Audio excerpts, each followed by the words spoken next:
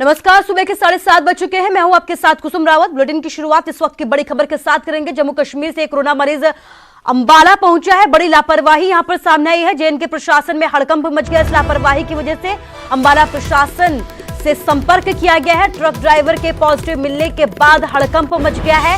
अंबाला प्रशासन ने मरीज को अस्पताल में भर्ती करवाया। पंजाब जम्मू बॉर्डर पर के लखनपुर में कोरोना का टेस्ट हुआ था। जम्मू कश्मीर प्रशासन की बड़ी लापरवाही यहां पर सामने आई है। रिपोर्ट आने से पहले ही ट्रक ड्राइवर को रवाना कर दिया गया। 60 घंटे बाद ड्राइवर की रिपोर्ट आई तो सबके होश फाख्ता हो गए। आनन फानन में ट्रक और ट्रक ड्राइवर की लोकेशन जो है ट्रैक की गई है। अंबाला पहुंचने पर ट्रक ड्राइवर को अस्पताल में भर्ती करवाया गया। ड्राइवर के साथी को भी अस्पताल में भर्ती करवाया गया। ट्रक ड्राइवर के सैंपल फिर से जांच के लिए भेजे जाएंगे। तो बड़ी लापरवाही सामने आई है, जिसकी वजह से जेएनके प्रशासन और अंबाला प्रशासन में हड़कंप मच गया है। जम्मू कश्मीर से कोरोना मरीज अंबाला पहुंचा। ट्रक ड्राइवर के पॉजिटिव आने से पूरा यह हड़कंप मचा है। अंबाला प्रशासन से जेएनके प्रशासन ने संपर्क किया, जिसके बाद अंबाला प्रशासन ने मरीज को अस्पताल में भर्ती करवाया। सैंपल लिया गया था लगभग तीन चार दिन पहले।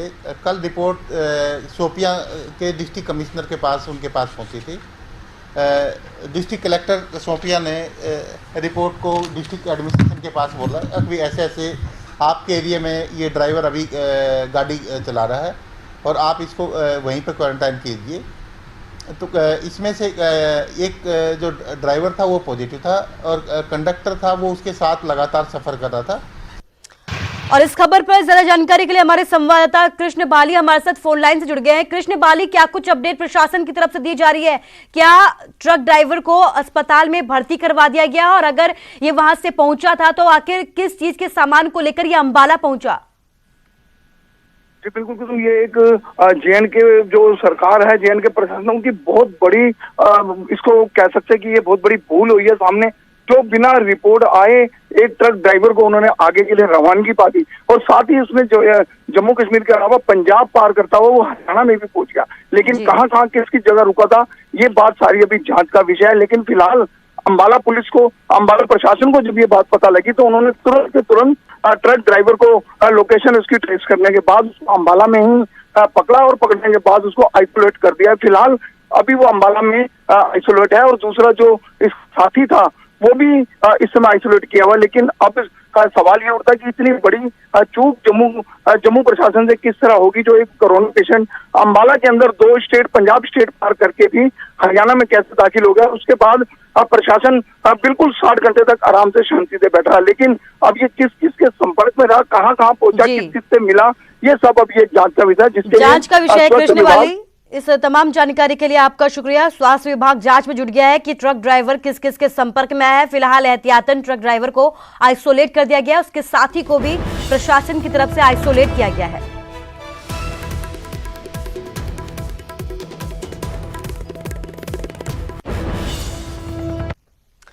तो हरियाणा में कोरोना के 36 नए केस आए हैं और अगर टोटल आंकड़े की बात की जाए तो 856 यहां पर आंकड़ा हो चुका है। सोनीपत, फरीदाबाद, गुरुग्राम ने एक बार फिर से हरियाणा की परेशानी को बढ़ा दिया है। सोनीपत में 12, फरीदाबाद और गुरुग्राम से 9 नए केस सामने आए हैं। हरियाणा में अब तक 13 लोगों की कोरोना की वजह से मौत हो चुकी है। इसके साथ ही प्रदेश में 377 एक्टिव मरीज है। 464 लोग अभी तक ठीक हो चुके हैं।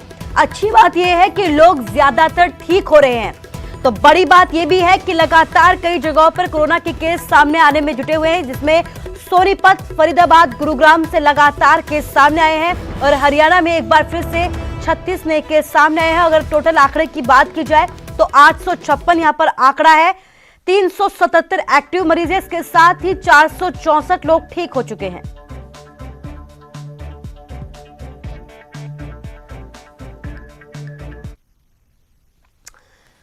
तो क्या हरियाणा में कोरोना के बढ़ते मामलों के लिए दिल्ली प्रशासन जिम्मेदार है? कोरोना संकट के बीच हुए सवाल पर दिल्ली और हरियाणा के बीच खूब सियासत हुई और खबरों को देखते हुए हरियाणा सरकार ने बॉर्डर को सील भी कर दिया। लेकिन दिल्ली हाईकोर्ट का एक फैसला मनोहर सरकार के लिए एक बड़ा झटका है।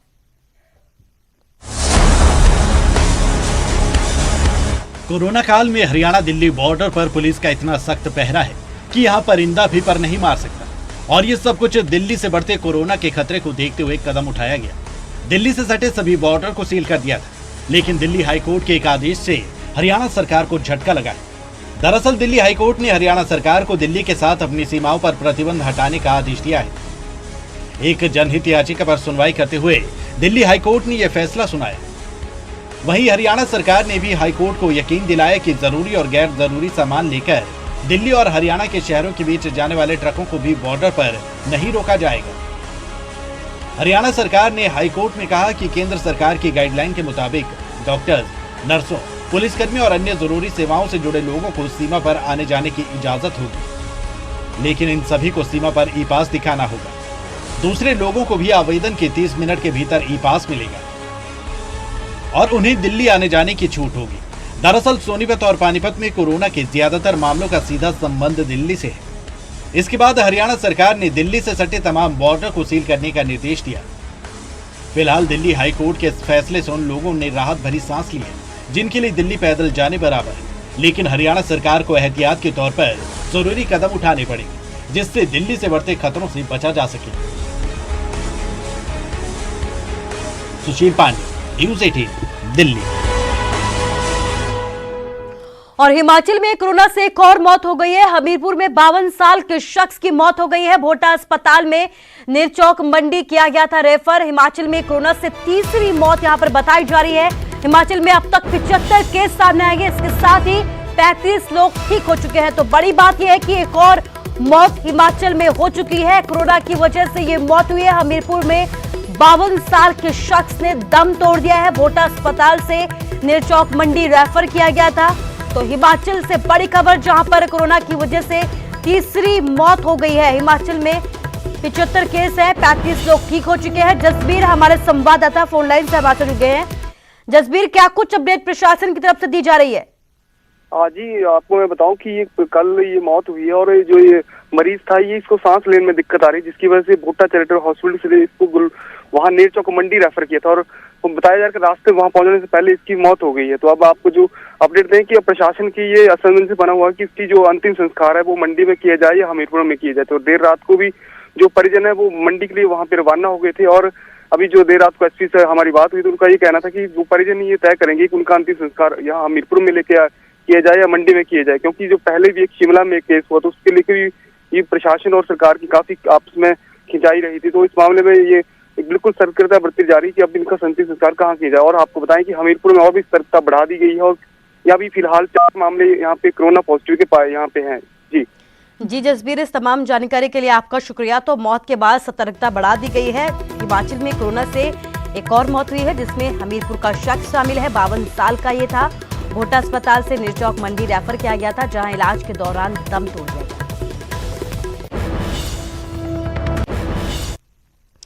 यमुनानगर के सब्जी मंडी में 2 पक्षों में तकरार के बाद जमकर लात घूंसे चले। झगड़े का वीडियो भी सोशल मीडिया पर खूब वायरल हो रहा है।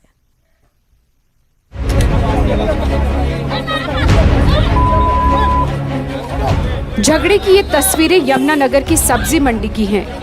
इल्जाम है कि यहां बिना मास्क पहुंचे एक दंपति को जब स्वयं सेवकों ने मास्क पहनने के लिए टोका तो वो स्वयं सेवकों से ही उलझ पड़े और नौबत हाथापाई तक पहुंच गई।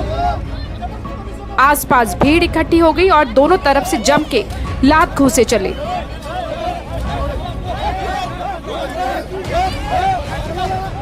तो जो हमारे एंट्री गेट है बैक साइड का, उस पर कार्यकर्ता जो हमेशा से ही रोज ही रोकते हैं, जो बिना पास के होता है या बिना मास्क के होता है उसको रोके जाने का प्रयास करते हैं। लगभग 1000 मास्क हम 3 दिन में यहाँ पर अपनी तरफ से भी बांट चुके हैं। माननीय डीसी साहब ने वो दिए थे मास्क कि जो लोग मास्क के बिना आते हैं उसको मास्क आप प्रोवाइड कराओ। उसके बावजूद एक महिला और एक पुरुष थे, वो दोनों आकर के गेट पर के अड़ गए इस बात पे। पास उनके पास था लेकिन मास्क नहीं था। कार्यकर्ता ने उनको कहा भी आप मास्क पहन के आ जाओ। उस महिला को भी समझाया कि तुम इस तरीके से नहीं कर सकते। और जो कार्यकर्ता का उस औरत ने जिस कार्यकर्ता का हाथ पकड़ा हुआ था कि मुझे जाना ही जाना है, मुझे तो पास भी रखना है और मैं मास्क के जाऊंगी, उन दोनों की आपस में बातचीत की। कुछ लोगों को शायद ये लगा कि आरती भाई के साथ कोई बात हो रही है, ऐसा कुछ भी नहीं था। उधर दंपति के इल्जाम कुछ और ही थे। महिला के मुताबिक उसके पति को बेवजह निशाना बनाया जा रहा था। जब उसने बीच बचाव की कोशिश की तो उसकी भी पिटाई कर दी गई।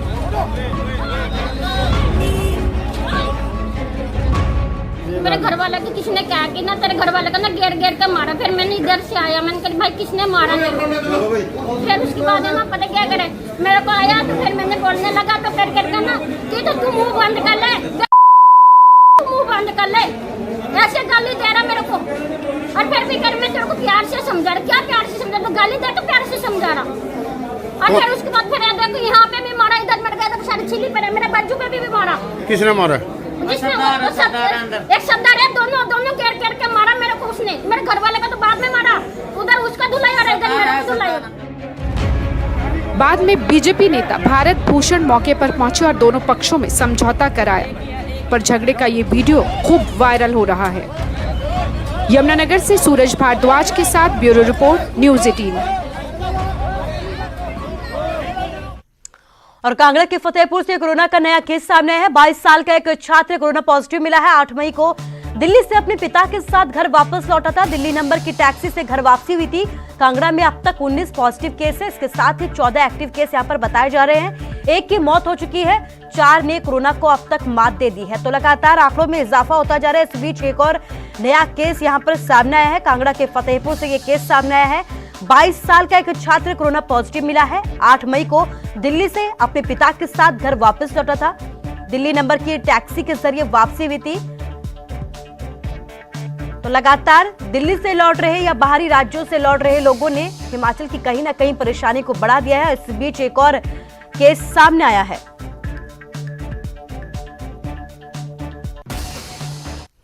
सिरसा सब्जी मंडी में आढ़तियों और सब्जी विक्रेताओं ने विरोध प्रदर्शन किया। दरअसल सोशल डिस्टेंसिंग की वजह से सब्जी बेचने में परेशानी हो रही थी, जिसके बाद विक्रेताओं ने सड़क पर सब्जी बिखेर दी। देखिए पूरी रिपोर्ट।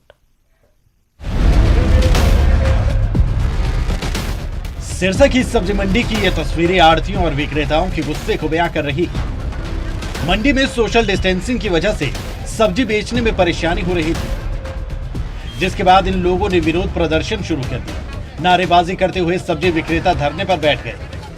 लोगों का कहना है कि पास की व्यवस्था सही न होने की वजह से सब्जी बेचने में परेशानी हो रही है। ये मांग रखिए, चलो भी इस तरह 500 आदमी डेली सौदा ले लें, 250 आदमी सुबह 4 से 6 बजे तक अंदर आ जाएंगे। हम बेल मारेंगे, जब गेट बंद कर देंगे उसकी बेल कर देंगे, एक मंडी 4 से 6 अंदर मंडी खाली कर देंगे। वो जो 250 आदमी बाहर चले जाएंगे, 250 आदमी बाहर कुर्सी पे बैठे होंगे बाहर, उनको अंदर बुला लेंगे। वहीं मंडी में विरोध की खबर मिलने के बाद मार्केट सचिव और एसएचओ मौके पर पहुंचे, जिसके बाद लोगों को आश्वासन देकर शांत करवाया।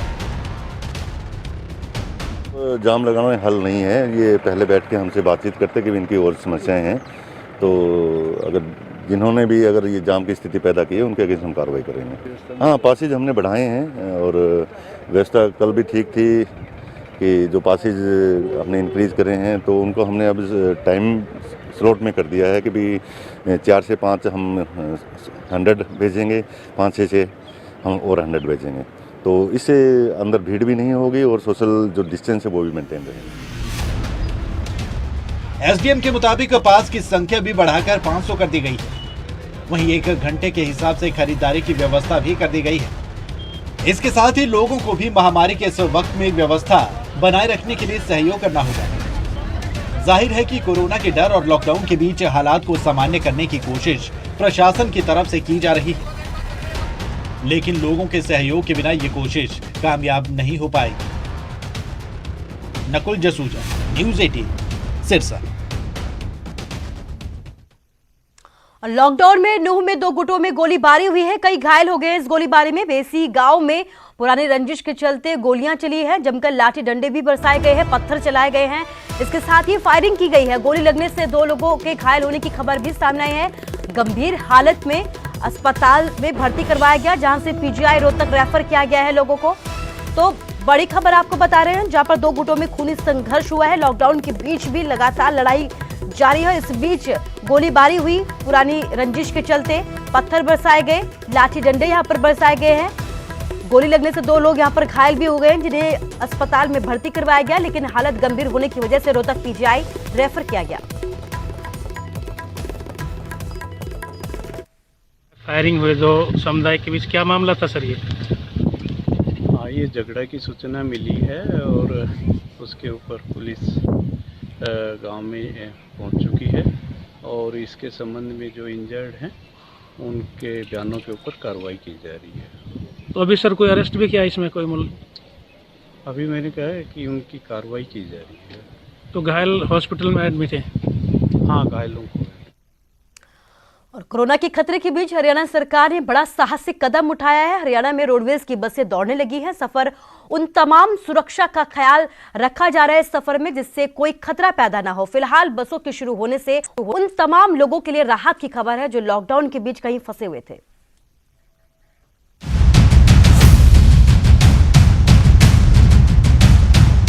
लॉकडाउन के बीच हरियाणा रोडवेज का सफर शुरू होने से उन लोगों ने चैन की सांस ली जो अपने सबसे मुश्किल भरे दौर से गुजर रहे हैं। कोरोना के खौफ के बीच इधर उधर फंसे हुए हैं। फिलहाल हरियाणा के 10 जिलों में रोडवेज की बसों में आप सफर कर सकते हैं, लेकिन इसके लिए टिकट ऑनलाइन ही कटानी पड़ेगी। साथ ही सोशल डिस्टेंसिंग का भी ख्याल रखना होगा। रोडवेज बस सेवा शुरू करने वाला हरियाणा देश का पहला राज्य बन गया। इस वक्त मैं पंचकुला बस स्टैंड पर हूं और आप यहां देखेंगे कि जो तमाम यात्री हैं वो यहां पहुंच चुके हैं। अधिकारी कर्मचारी भी यहां पर हैं और बाकायदा यात्रियों की थर्मल स्कैनिंग की जा रही है। उसके बाद उनके हाथों को सैनिटाइज भी करवाया जाता है और उसके बाद ही उन्हें बैठने की अनुमति दी जाती है। सुबह 8 बजे पहली बस पंचकुला से जो निकली थी वो सिरसा के लिए चली थी, वो जा चुकी है। सबसे ज्यादा बसें पंचकुला से 9 रूटों पर दौड़ रही हैं, यानी यहाँ कोरोना का खतरा कम है। उसके मुताबिक वहाँ राहत देने की कोशिश है। हालांकि सिरसा से फिलहाल एक ही बस चलाई जा रही है। जी, ये बहुत अच्छा कदम है हरियाणा सरकार का, इसे हम काफी खुश हैं और आने वाले समय भी अच्छा काम करे, इसे हम उम्मीद रखते हैं। इंतजार कर रहे थे आप लोग, कोई साधन नहीं? 2 महीने से इंतजार कर रहे थे इस चीज का। घर जा रहे हैं, कितनी खुशी है? बहुत ज्यादा खुशी है जी, बहुत ज्यादा। अंबाला से भी पंचकुला के लिए बस सर्विस शुरू की गई है, लेकिन ऑनलाइन बुकिंग के चलते पहले दिन सिर्फ 4 यात्री ही पहुंचे। यही वजह है कि अंबाला से कैथल करनाल के लिए बसें नहीं चली।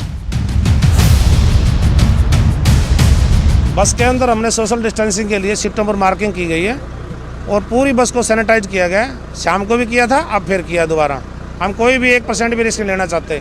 हमारे 10 पैसेंजर की बुकिंग हुई है, ऑनलाइन बुकिंग है और डेली बस जाएगी 8 बजे और अगले दिन सुबह 8 बजे आएगी।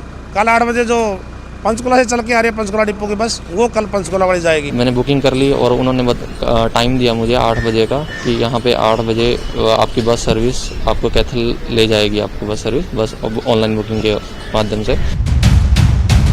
कोरोना के खतरे को देखते हुए यात्रियों के लिए लक्ष्मण रेखाएं भी खींची गई हैं। यही नहीं, बसों और पूरे बस अड्डे को भी सैनिटाइज किया गया है और सरकार के इन कदमों से रोडवेज यात्री बेहद खुश हैं। हमने अंबाला डिपो ने को 3 रूट अलाउड किए हैं मुख्यालय ने, अंबाला से करनाल, अंबाला से पंचकुला और अंबाला से कैथल। तो उसमें सरकार ने कुछ हिदायतें जारी करी हैं, उन हिदायतों को ही फॉलो करते हुए हम इन 3 रूट्स को चलाएंगे। लंबे समय के बाद रोडवेज की जो सेवा है वो दोबारा शुरू की गई है। रेवाड़ी से 3 बसों का संचालन किया जाएगा। रेवाड़ी से 2 बसें नारनौल के लिए और 1 बस पंचकुला के लिए रवाना की जाएगी।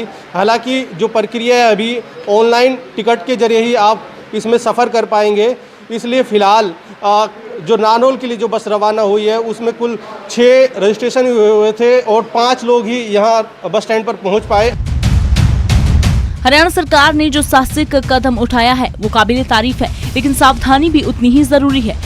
हालांकि फिलहाल टिकट ऑनलाइन मिलने से बसों में भीड़ भी कम है, लेकिन उम्मीदों भरा सफर शुरू होने से आगे बड़ी राहत की आस जगी है। पंचकुला से मनोज कुमार, सिरसा से नकुल जसूजा, अंबाला से कृष्ण बाली, न्यूज़ 18। रोहतक पीजीआई में भर्ती कोरोना मरीजों को स्पेशल डाइट दी जा रही है, जो मरीजों के इम्यून सिस्टम को बूस्ट करके उन्हें कोरोना से लड़ने की ताकत देती है। और आखिर क्या है ये डाइट प्लान जिसके साथ कोरोना को मात दी जा सकती है, आप भी देखिए हमारी खास रिपोर्ट।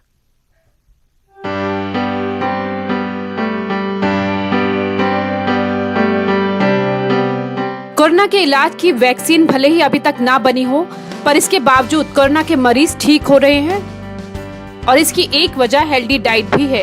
हेल्दी डाइट की बदौलत रोहतक के पीजीआई अस्पताल में दाखिल कोरोना के कई मरीज कोरोना को मात दे चुके हैं।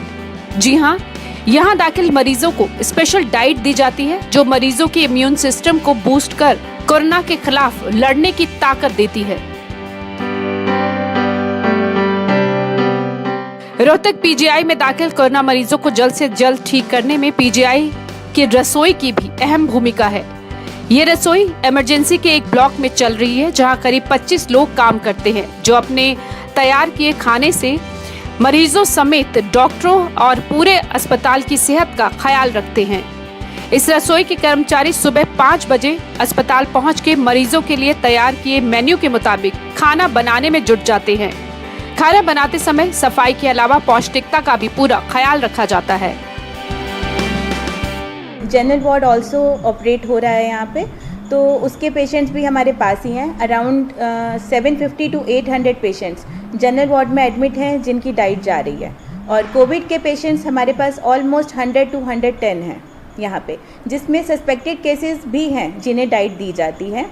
और हमारे पास जो स्टाफ है जो कि कोविड पेशेंट को डील कर रहा है, जैसे कि डॉक्टर्स हैं, नर्सेज हैं, पैरामेडिकल्स हैं, क्लास 4 का स्टाफ है, उन सबको भी डाइट यहीं से प्रोवाइड की जा रही है। मरीजों के साथ आइसोलेशन स्टाफ के लिए खाने का पूरा मेन्यू डाइटिशियन डॉक्टर ज्योति और उनकी टीम की तरफ से तैयार होता है, जो एक दिन पहले ही तैयार कर दिया जाता है और उसी के मुताबिक मरीजों के लिए खाना तैयार होता है, जिसमें ब्रेकफास्ट, लंच और डिनर सब शामिल हैं। तो उसमें हम मॉर्निंग से स्टार्ट करते हैं बेड टी से, फिर उसके बाद ब्रेकफास्ट जाता है, जिसमें हमने प्रोटीन का खास ध्यान रखा हुआ है कि चीज़ जाए, और उसके साथ ही दलिया भी जाता है क्योंकि सेमी सॉलिड फूड है और हाई फाइबर डाइट है। उसके साथ मिल्क ज़रूर जाता है, मिल्क में भी हमारा प्रोटीन कवर अप होता है। और उसके बाद लंच जाता है, लंच में चपाती हैं, राइस हैं, एक दाल की सर्विंग जाती है, एक वेजिटेबल की सर्विंग जाती है और कर्ड जाती है। अब आपको रोहतक पीजीआई की स्पेशल डाइट से भी वाकिफ करवाते हैं, जिसकी बदौलत कोरोना के मरीज जल्द ठीक हो रहे हैं। सुबह 6 बजे बेड टी देने के बाद मरीजों को नाश्ते में ब्रेड या सैंडविच दलिए के साथ दूध दिया जाता है। उसके बाद ठीक 12 बजे लंच में रोटी, चावल, दाल, पनीर, सब्जी, दही और फल दिए जाते हैं, जबकि रात के खाने में रोटी, चावल, दाल, सब्जी के अलावा स्वीट डिश यानी कुछ मीठा भी होता है, यानी वो सब कुछ जो सेहत के लिए जरूरी है। पीजीआई की इस स्पेशल डाइट की बदौलत ही अब तक 2 दर्जन से भी ज्यादा कोरोना के मरीज कोरोना को मात दे चुके हैं। रोहतक से धीरेन्द्र चौधरी के साथ ब्यूरो रिपोर्ट, न्यूज़ 18।